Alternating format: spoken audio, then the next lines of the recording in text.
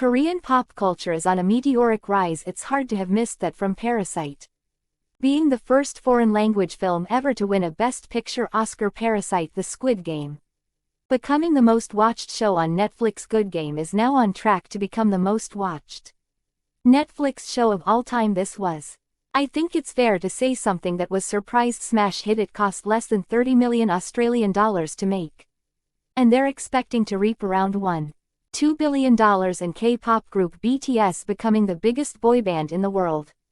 They had the first K-pop song in history to debut at #1 on the Billboard Hot 100.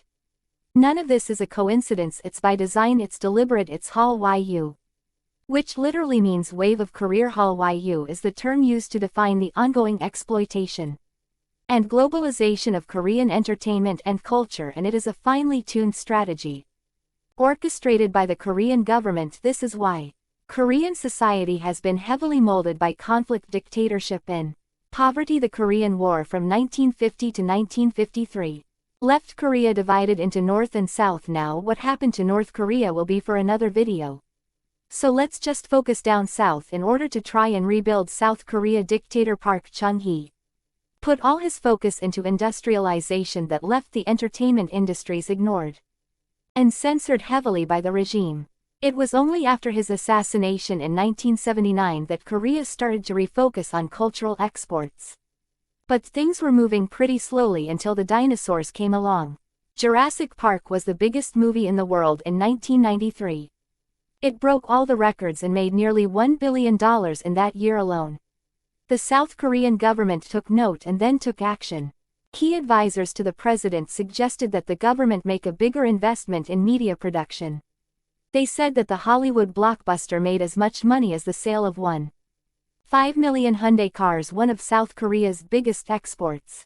That fired up the South Korean government to refocus their energy and financial might towards the entertainment industry.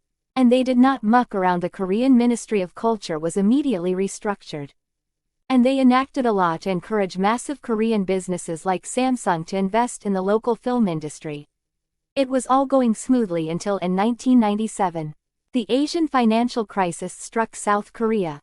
The country racked up serious debt after borrowing billions from the International Monetary Fund. The president at the time, Kim Dae-jung, spoke at his inaugural address about how he planned to overcome the crisis by doubling down on culture. He said, "We must pour our energy into globalizing Korean culture tourism. The convention industry, the visual industry, and special cultural commodities are a treasure trove for which a limitless market is awaiting," and he wasn't wrong. The intense rebuilding efforts saw K-pop, K-dramas, Korean film taking off all over the globe.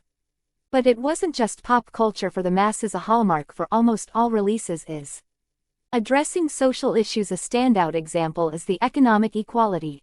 South Korea was desperately trying to fix these messages resonated around the globe, and in 2019, South Korea's entertainment industry was worth an estimated $10.3 billion today.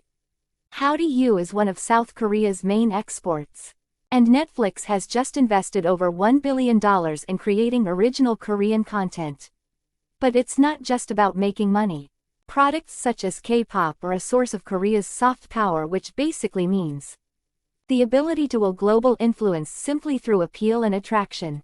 Dr. Jin Dal-young is the go-to expert on the Korean wave, and says that this soft power is actively being wielded by the Korean government. For example, with BTS performing at the United Nations, Dr. Jin said that BTS is a symbol of the Korean pop culture.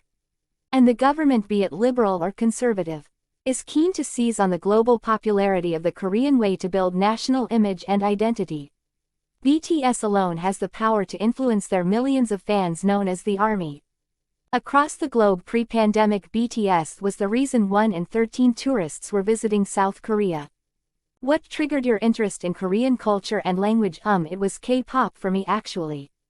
That is wild when you think about it. A boy band / tourism driver, and Halyu is only continuing to grow. South Korea's gaming industry is a billion-dollar behemoth. K-beauty is expanding its reach beyond the Asian markets. Even watching people eat food, or mukbang, as it's known, has become a worldwide phenomenon. Let's just hope that the next tourism